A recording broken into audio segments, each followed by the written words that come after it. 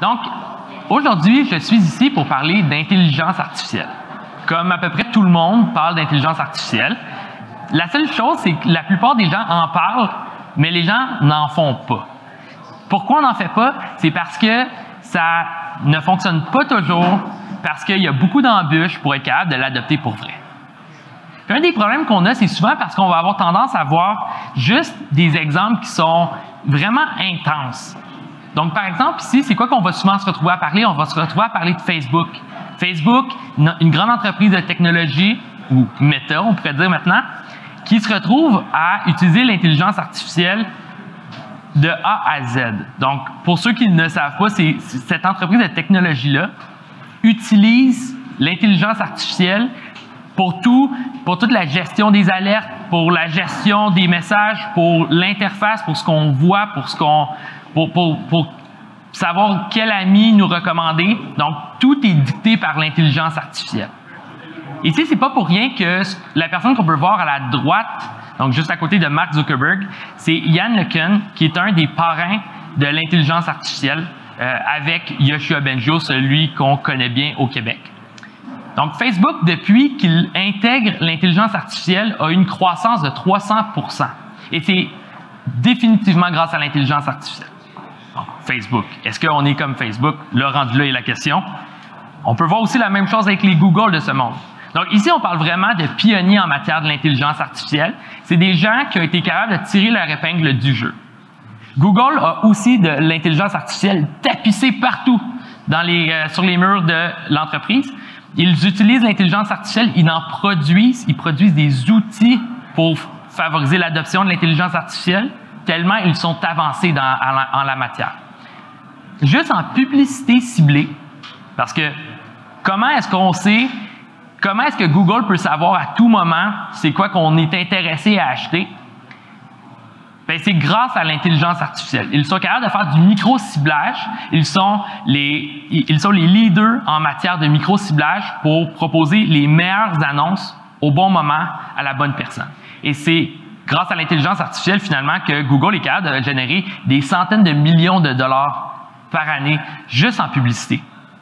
Le reste est en prime. Là, sortons un peu de la technologie. Un autre cas qu'on va se retrouver à parler, c'est souvent des grandes entreprises qui ont décidé d'investir massivement en intelligence artificielle. Par exemple, UPS, il y a 3 ans, UPS a décidé d'investir pour de l'optimisation de la livraison des colis. Donc, avec cet investissement, puis on parle d'investissement massif de la part de l'entreprise, UPS a été capable de réduire de 100 millions de livraisons par année. Je ne savais même pas que ça livrait ça faisait 100 millions de trajets, mais ça, c'est ce que l'intelligence artificielle a été capable de réduire en termes de nombre de livraisons et sauver plus de 200 millions de dollars US par année. Donc ici, on voit des vrais cas en action, des vrais bénéfices qui ont été livrés. Puis là, ici, ça nous permet de réfléchir. Donc quand on voit ça, là, on réfléchit, on dit, OK, si je suis capable de pouvoir prédire ce que mes clients vont vouloir comme Amazon le fait, par exemple. Si je suis capable d'optimiser ma business comme UPS le fait. Si je suis capable de pouvoir cibler les bonnes personnes à qui contacter au bon moment comme le fait Google, écoutez, je suis en business, je génère des bénéfices incroyables. Donc, on peut le célébrer. Mais les faits sont que 85% des initiatives qui sont entreprises ne finissent pas par être déployées. Et ça, c'est actuellement. On parle de n'importe où entre 80 et 90%, et ça, c'est mondialement. Au Québec, je pourrais dire avec confiance qu'on c'est probablement pire. Parce qu'au Québec, on est très bon pour parler de la recherche qui est faite, mais on a des croûtes à manger pour être capable de l'exécuter. Puis c'est de ça qu'on va parler aujourd'hui. Donc, c'est l'approche au bout du compte qui va compter. L'approche, c'est pas d'essayer de copier un Google. Dans le fond, tous les exemples que je vous ai donnés, c'est pas des bons exemples pour nous. Ils ont investi tellement, ils sont pionniers, comme je le disais. Par contre, on a la capacité d'y arriver parce que toutes les entreprises que j'ai mentionnées ont commencé à quelque part. Et au Québec, il faut être capable de bien commencer pour être capable d'y arriver. Donc, comment je vais vous parler pour les 20 prochaines minutes? Je vais vous parler de ça, mais avec des exemples, des raisons qui font qu'un projet pourrait déraper pour éviter de faire cette erreur-là dans la planification de nos projets. On est d'accord? Oui? On y va? OK. Good. Donc, un des premiers problèmes qu'on a, c'est qu'on a souvent tendance à voir trop gros quand on fait un projet. Voir trop gros ici, je ne parle pas de voir trop grand. C'est correct de voir grand. C'est correct de rêver de monter l'Everest. C'est le fun, c'est ce qui nous motive, c'est ce qui nous fait vivre. Par contre, voir trop gros, c'est si je te donne une paire de bottines puis je te dis « monte l'Everest » d'une shot. Je pense pas que je vais y arriver, puis si j'y arrive, je pense pas que je vais redescendre. Donc ici, c'est quoi je veux dire? C'est que monter l'Everest, c'est un but, c'est un objectif, mais c'est pas une première itération qu'on devrait faire. On n'essaie pas de le faire du premier coup. À la place, moi, ce que je vous suggère, c'est si on veut arriver à nos fins, pourquoi on ne vise pas quelque chose qui est un petit peu plus réaliste? Par exemple, le Mont Saint-Hilaire. Le Mont Saint-Hilaire, on a une belle après-midi, on monte en haut, on n'est même pas en sueur, puis on a atteint un certain objectif. Donc, trêve de plaisanterie. Ce que je veux dire ici, je vais vous donner un exemple un petit peu plus concret. Et ça, c'est un exemple qui m'arrive régulièrement. C'est des gens qui me demandent, ils disent « Olivier, peux-tu m'optimiser ma chaîne de production? » M'automatiser. C'est une étape plus loin. Donc, c'est beau de dire qu'on veut automatiser sa chaîne de production, mais quand on dit ça, on fait abstraction de la complexité que ça l'amène. Donc, c'est quoi automatiser une chaîne de production? C'est massif. C'est d'être capable de pouvoir optimiser l'ordonnancement, automatiser chacune des opérations qui sont faites, prévoir la maintenance de façon prédictive, s'assurer de l'analyse de la matière première, c'est d'identifier des goulots d'étranglement et de les résoudre de façon automatique, c'est d'être capable de prévoir la logistique. C'est une montagne, c'est l'Everest qu'on essaie d'accomplir. Mais ici, quand on réussit à le découper, comme je viens de vous le mentionner, bien déjà, on est capable de pouvoir sélectionner certains morceaux qui amènent énormément de valeur, mais qui ont peu de risques, peu de complexité à livrer. Donc ici, c'est là que je vous amène, c'est de sélectionner l'initiative qui va avoir le plus de valeur et le moins de complexité. Donc, je comprends, on se fait souvent dire ça dans la vie, donc de sélectionner, on appelle ça des low-hanging fruit, mais ici, j'aimerais mettre de l'emphase sur la complexité. Parce que souvent, la complexité va se retrouver à nous jouer un vilain tour en intelligence artificielle. Donc ici, c'est vraiment de mettre de l'emphase sur la complexité et d'essayer de la réduire au maximum pour la première itération. Pourquoi? Parce qu'on se retrouve à bâtir beaucoup d'outils qui peuvent être réutilisables après pour toutes les autres initiatives qu'on va accomplir. Donc ici, je vais vous donner un exemple avec une entreprise qu'on a accompagnée dans les dernières années. L'entreprise s'appelle Pratt & Whitney Canada. Donc c'est un manufacturier de moteurs d'avion. Donc, c'est quoi les opportunités d'intelligence artificielle? Bien, ils sont infinis. C'est du rocket science au bout du compte. C'est comment ça fonctionne un manufacturier de moteurs d'avion? C'est des décennies à designer un moteur. Ça coûte des millions et ça prend des années à le produire. Après ça, on le vend, puis après ça, on doit le maintenir pendant près de 100 ans. Les opportunités d'optimisation sont incroyables. Et on s'entend qu'on ne va pas automatiser Pratt & Whitney. Et même quand on va se limiter, par exemple, à l'après-marché, c'est quand même une tâche qui est colossale. Donc, au départ, c'est quoi qu'on a fait? C'est qu'on a travaillé avec McKinsey, avec Pratt & Whitney, pour être capable d'identifier des opportunités. Donc, cette exploration, comme je vous ai parlé tantôt avec la chaîne de production, donc c'est de le refaire, mais plus précisément. Puis par la suite, on va trouver une initiative, puis on a fait une preuve de concept. Preuve de concept toute simple. On a pris 2 mois, une personne, ça a été très rapide, juste pour montrer que c'est possible et pour pouvoir encourager l'organisation d'investir davantage, parce que c'est possible d'y arriver. Donc, dès qu'on démontre que c'est possible, on démontre la faisabilité, bien, gagner le buy-in, puis être capable de pouvoir s'organiser, c'est sûr, ça prend un certain temps, mais ça a été beaucoup plus facile. Bien, et en ce moment, justement, grâce à ça, ben, on est en train de travailler sur un portfolio de projets, donc de projets, encore une fois, qui sont bien découpés et qui sont maîtrisables. Donc, c'est pas parce qu'on a monté une fois le Mont-Saint-Hilaire qu'on est prêt pour l'Everest, bien entendu. Donc, je vais vous parler par la suite d'un autre fail qu'on a souvent tendance à vivre, c'est qu'on a souvent tendance à sauter des étapes. Puis je dirais, ici, je me vise pas mal quand je parle de ça. Je parle des data scientists. Donc, quand on s'entend parler d'un data scientist, tu utilises le mot science, puis souvent on a tendance à l'utiliser à outrance. Ce que ça fait, c'est que ça nous fait aimer la complexité. C'est le fun, la complexité. C'est le fun parce que tu recherches des nouvelles affaires, tu es capable d'écrire des papiers universitaires, tu es capable par la suite d'écrire des blogs qui disent que tu l'as fait, tu es capable de donner une petite tape dans le dos parce que personne d'autre le fait. Mais pour les entreprises, c'est un cauchemar, c'est ce que je viens de dire. Donc, le but ici, c'est d'essayer de pouvoir réduire cette complexité au maximum d'un point de vue de la livraison. Donc, le but ici, c'est de trouver une solution simple à un problème complexe. Puis ici, ça sonne facile, mais ça l'est facile. C'est juste qu'il faut prendre des choix. Donc, je vais vous expliquer premièrement, je vais vous raconter une blague qu'on dit souvent en sciences de données.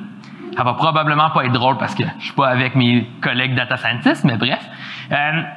Si je donne le choix à un data scientist entre prendre 2 semaines pour nettoyer des données ou de prendre 1 an pour développer un modèle hyper sophistiqué qui ingère des données qui ont besoin d'amour, bien souvent, le data scientist va prendre l'année pour faire son projet parce que c'est un projet qui est plus cool. Puis après ça, tu es capable d'en parler sur Instagram. Donc, ici, c'est logique de prendre notre temps pour nettoyer la donnée parce que ça rend le processus beaucoup plus facile. Au même titre que les exceptions puis les edge cases.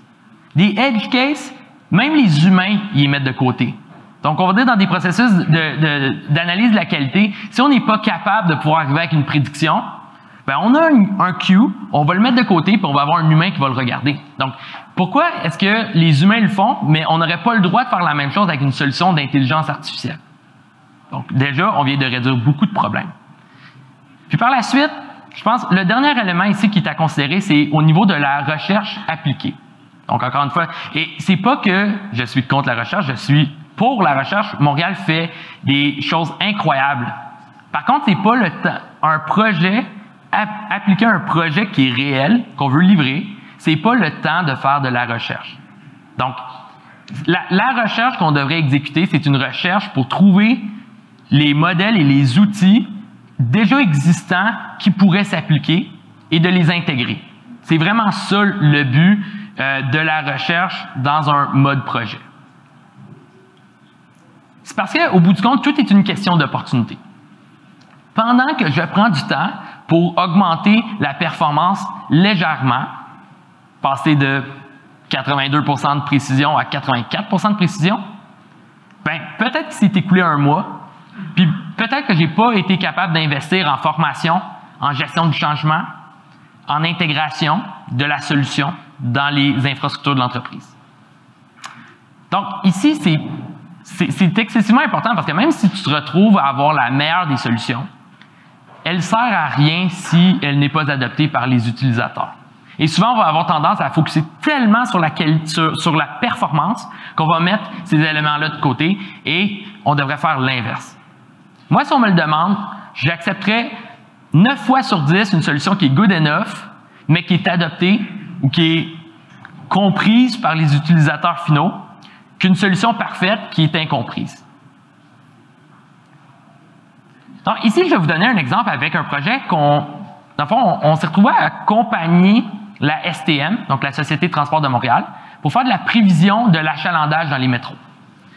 Et ça, on est très fiers de ce projet-là. Puis, en l'espace de 6 mois, au début de la COVID, on s'est retrouvé à travailler avec leur équipe pour développer et déployer un projet de A à Z. Vraiment d'être capable, basé sur le nombre de personnes situées dans les stations de métro, dans les voitures de chacun des trains, à chacune des stations à tout moment de la journée. On est capable de pouvoir prévoir l'achalandage futur, Puis, on a intégré ça dans la suite Microsoft et on est capable de générer en temps réel des prédictions. En même temps, on s'est retrouvé à coacher l'équipe pour s'assurer que l'équipe soit autonome. En 6 mois. C'est quand même quelque chose d'impressionnant. Je suis très fier. Puis, l'équipe de la STM a travaillé très fort aussi et sont très bons. Donc, chapeau à la STM. Mais comment on est arrivé à ce résultat-là? Ben, c'est parce qu'on a sélectionné notre approche.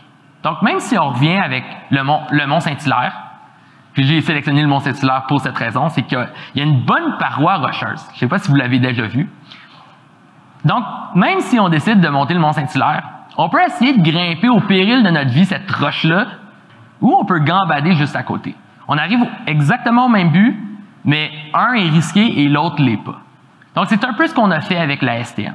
Donc, premièrement, la première discussion est un peu douloureuse parce que la Société de transport de Montréal ont des nouveaux trains, les trains Azur, qui ont été développés par Bombardier, et des trains qui sont pas mal plus vieux.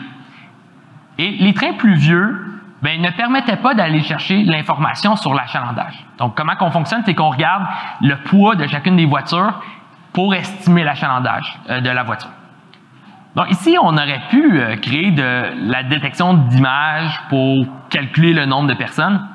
Mais à la place, ce qu'on s'est dit, c'est que c'est pas vraiment important. Ce qui est important, c'est de pouvoir avoir un système qui va pouvoir s'adapter dans le futur. Et savez-vous quoi? Dans le futur, chacun des vieux trains vont être mis à jour, puis ils vont être remplacés par ces trains Azur. Donc, à la place, on s'est retrouvé à travailler pour faire une solution qui est robuste sur des trains Azur qui vont pouvoir se réintégrer sur tous les autres trains dans le futur. Donc, on a trouvé une solution pas mal plus simple parce que ça aurait pris probablement 3 fois plus de temps pour y arriver.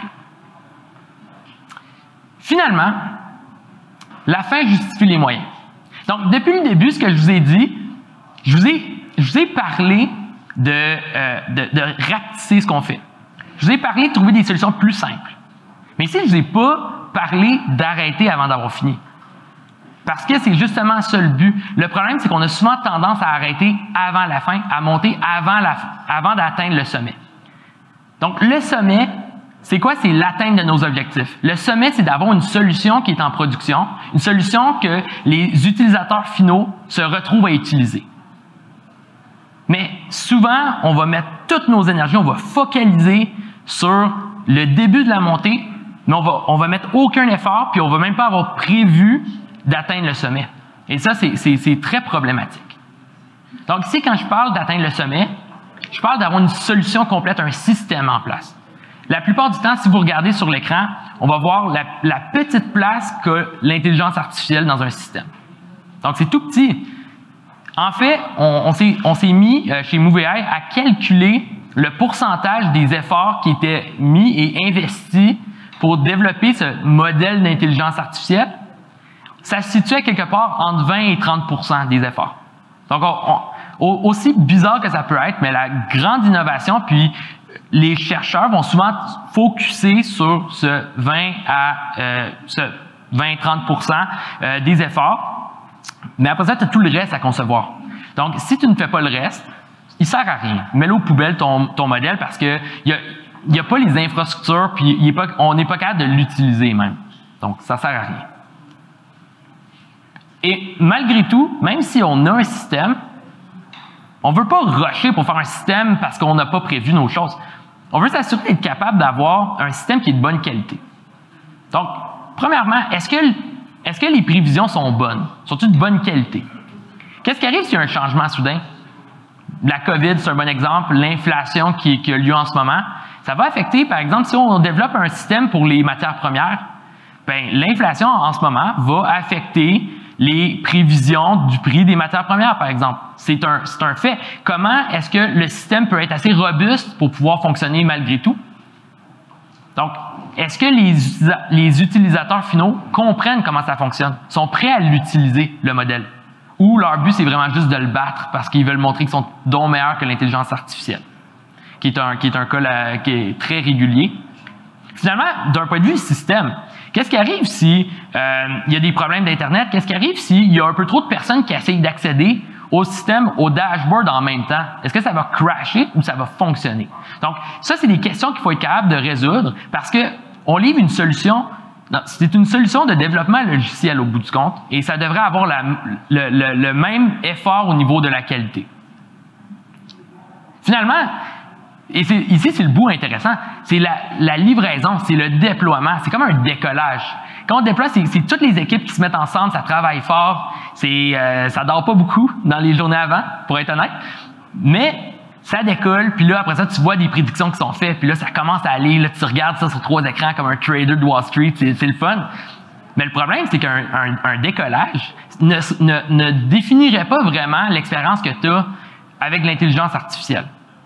Parce que on est tellement dépendant de l'environnement que c'est du long terme qu'on a, tandis que du décollage, c'est one shot. Souvent, en TI, on va se retrouver à avoir un système, puis on dit, OK, il est assez robuste, il peut gérer les différentes sortes d'Internet, puis les différentes variables autour de mon système. Donc, tu es capable de faire un décollage, puis tu dis, OK, on va le monitorer au fur et à mesure, mais c'est pas si pire.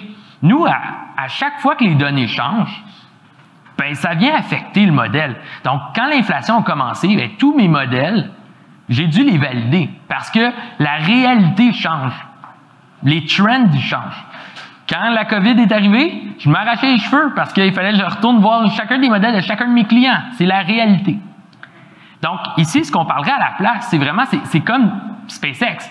Donc, on fait un décollage, mais il faut avoir l'outillage pour être capable de ratterrir notre machine, de la réentraîner, de la faire évoluer, puis de la faire redécoller. Donc, c'est beaucoup plus de planification, puis beaucoup plus d'efforts. Donc, finalement, ce que j'essaie de vous dire, c'est qu'on a beau avoir les rêves les plus ambitieux, et c'est important, mais il faut être capable de bien s'outiller, puis il faut être capable d'avoir les bonnes pratiques pour y arriver. J'espère qu'aujourd'hui, je vous ai partagé des bonnes pratiques qui, nous, ont été des bons apprentissages. On a fait pas mal d'erreurs dans le passé, puis oui, on va continuer à en faire des erreurs. Peut-être que l'année prochaine, je vais vous arriver avec 2, 3 autres connaissances qu'on a acquises.